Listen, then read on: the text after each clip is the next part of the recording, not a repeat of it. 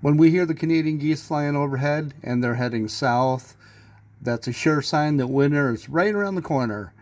But at least it's warmed up a little bit. It's about 46, 48 degrees, which is a far cry from the 29 that my son said it was when he went to work this morning.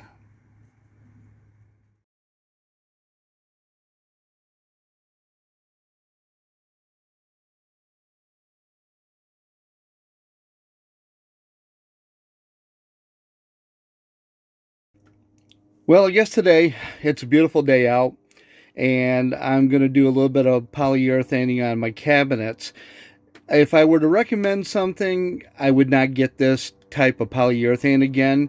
This is not low VOC, which means this has a very strong smell. It says it's oil-based and it's made for interior, but if you're closed up inside of your van or inside of a room somewhere, this is gonna really stink, to put it mildly. And the odor is gonna last for weeks, not days. That's what I've experienced anyway with my van.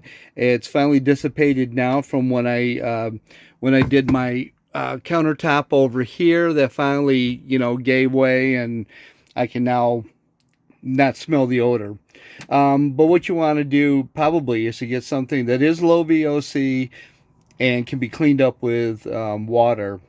This one, once I use the brush, I toss it. I don't have mineral spirits or anything like that to clean it, so it's disposable. Screwdriver to pop the lid. I've got a nice bristle brush to apply it, and you don't want to shake polyurethane because it's going to create air bubbles, and the best thing to do is to stir it. And I took one of my pieces of trim, and that's what I do. I stir it up and then apply it with the brush. What I love about this varnish is it just makes the grain pop. Now you can see down here on the bottom, I haven't applied anything yet. And then as you go up to where I have applied it, you can see where everything just kind of pops right out at you. And it's a beautiful finish. Don't get me wrong, I love it. It's just the smell is terrible. There, the first coat is applied. This fortunately dries very quickly. And just like I did before on my other cabinet, once this is thoroughly dry, I'm going to take some fine sandpaper, give it a light sanding, wipe it down with either a microfiber or a tack cloth just to get rid of the sanding dust, and then I'll apply a second coat. It'll turn out beautiful. It's just, it smells bad. The first coat's been applied to the side of my cabinet and the countertop. And as I said before, I'll let it dry, give it a fine sanding, clean up the sanding dust, and then apply a second coat. Now I'm going to do the end here, the end of the countertop, and the cedar planking down the side of the cabinet. I love the way the polyurethane brings out the grain. Like I mentioned before, you just cannot get away from that cabin feel. I think this is freaking awesome. It just makes that grain pop like crazy.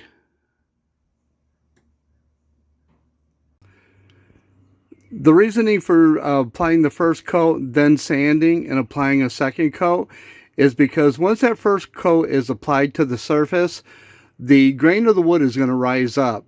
So even though it'll be shiny or appear shiny as though you've got poly on it, it's going to feel like a little bit of a rough surface. So that's why you need to hit it with some fine sandpaper, give it a light sanding. I usually apply the poly and sand with the grain, just like this is right here. And then I wipe off any residue with a tack cloth or microfiber cloth, and then I apply a second coat.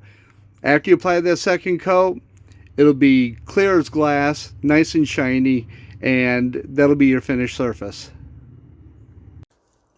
Ordinarily, I wouldn't be coating the inside of cabinets, but this is going to be a sink cabinet, and it's going to be subject to a lot more moisture than other areas of the van, or a chance of it. So I just wanted to put at least one coating on the framing and on the inside of the cedar. One of the things that I kept from my motorhome were these plastic jugs that I've got underneath my sink cabinet. I bought them at Walmart. They're a little over 3 gallons each, and I got those because I could put potable water into them, and they weren't extremely heavy to carry or anything like that. They didn't take up a lot of space, and once I got them filled and stored in my RV, as I needed them, I would empty one out, set it aside, and then I'd bring a full one up on the counter. I've kind of set up a little example right here, even though there's no water in it yet. This is how I had it in my RV. I have a little battery operated pump, and you probably have seen these on Amazon or other videos. I've had this for quite a number of years. It still works great. And all you do is plug it into a USB port to charge it up. Once it's charged up, you don't need to keep it plugged in. But placing the switch panel that my son and his girlfriend got me for my birthday, that has a built-in double USB port, and it charges up very quickly. So that was the perfect spot for mounting the switch panel, and also giving me access to the USB ports. Now, these things are easily stored. I'm going to continue using them here in my van, and it was just another way that I could carry water without having a real large tank within the van, or having to cut a hole in the side for some sort of a fill spout or something like that. My plan is still to purchase a sink and a faucet and install them here in the countertop, but in the interim, I'll still continue to use these bottles and fill them up, and I'll still keep them in the van. They will be good to supply water to the new faucet, and the pump just gives me the added portability. If I ever want to carry one of the bottles in the pump and set it on a picnic table or on a table and use it there, I can as well. In May of 2024, I bought this 2021 Chevyexpress 2500 cargo van. And almost immediately, I started jotting down the way I wanted the floor plan. I kind of had an idea of what I wanted to put inside. I wasn't sure what was available out on the market because I hadn't done a van conversion in, well, probably 40 plus years. I knew I wanted to go with the cabin feel, and I really wanted to shy away from 3/4 inch tongue and groove pine, only because that adds an awful lot of weight to the vehicle. Fortunately, in my searching, I found this knotty cedar, which is tongue and groove planking, and I love this stuff. It smelled great when I put it in. As soon as you open the packages, you can smell the cedar. That aroma just is unmistakable, gorgeous. And it's only 1/4 of an inch thick, so it certainly cut down on the weight. I knew I wanted LED lights, and these were new since, back when I did my first conversion. I figured, well, I'll get a pack of 6. I'll give those a try. And the 4 up front here, those are switched separately of the 2 in the back, and they provide plenty of light, as you can see. And like I said, I just wasn't sure what else was available. They didn't have memory foam mattresses at the time, and I have a 6-inch memory foam mattress back here, and I cut this and built this to the size of a twin bed because it's just me, and all I'm going to do is sleep on it. I'm not going to sit there. Some people have said, well, why didn't you lower it down so that you can sit on the bed? Well, that's why I bought the swivel seat that I'm sitting in right now. I still want to have that Adirondack cabin feel, and I think the brick board that I was able to find at Home Depot, I put that up there. I just think it makes a little, look a little more homey. And although I couldn't get a hold of a large piece of an Adirondack pine slab, with a live edge to go on there, I did end up using pine, and it just worked out better that way. I mean, it looked good. It wasn't real heavy.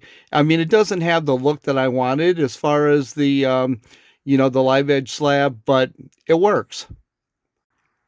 And those are some of the concessions that we have to make when we're building, because things may not be available, things may be too expensive.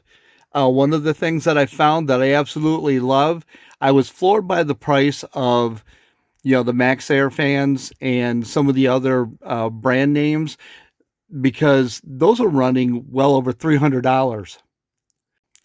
This one is an off-brand. It does have the remote control. It has about 10 speeds. It blows out, it blows in. It has a rain sensor, and it's been working fantastic. No pun intended. But it was only a little over $100, which is considerably cheaper. But I guess the point I'm trying to make is you do have to do your due diligence. You have to read the reviews, check out the ratings, and see what other people have experienced with it, and then go from there. I put in my 2-burner propane stove, which is what I wanted, and I wanted to go with a 5-pound propane cylinder, which would feed not only that, but I can take it outside and use it with my 2-burner Coleman grill.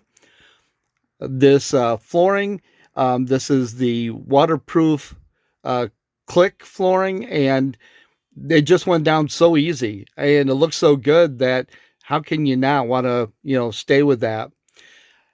From earlier in the video, I pointed out that I had built a sink cabinet, and it does have the 2 coats of poly on it. It was sanded in between, nice and smooth. It's a beautiful finish. And initially it looked a lot darker because it was the wet polyurethane going on the raw wood, but everything just turned out fantastic. Now all I have to do is cut a hole, put a drop-in sink, and then I'm going to attach a faucet, and I already have the water pump for that. There are still things to do on the inside of this van. There's things I'd like to do to the outside. The main thing is, if you're considering a van build, go for it. Because the more that you wait, all you're going to do is get older. And as you get older, things become more difficult to do. So I had to take the opportunity that, okay, I'm going to go for this now. I want to do this now, but I want to be comfortable. And the things that are available today make it that way. They make it comfortable. I built the entire inside of this at my storage unit. I had no electricity there, and I did have a home base. I have a family member who was gracious enough to have let me stay there while I did this van build, but everything has been done right out of a storage unit. So don't think that you have no abilities. Don't let people tell you that you can't do it. Have some faith in yourself. Undertake the van build. If that's what you want to do, you'll make it happen. If you need help, there's plenty of resources on the internet today. 40 years ago, I didn't have the internet to go to. I just had to use my own abilities at that point. But now you have, Facebook groups, and you also have YouTube. Don't be afraid to ask questions. As one of my subscribers, Mike, said, there's a troll underneath every bridge. And yes, I've experienced a few who have left me comments that just leave me shaking my head and wondering about where humanity is going. Because some of the comments really will blow you away. But don't let that deter you. Don't be afraid to ask questions. And I guess if you take anything away from this, be happy. Be content with what you want to do, where you want to go. Don't wait. Don't put it off. Just be happy. If you like this video, please give a thumbs up. If you're not a subscriber, please consider subscribing, because this isn't the end of my build. I still have more to do.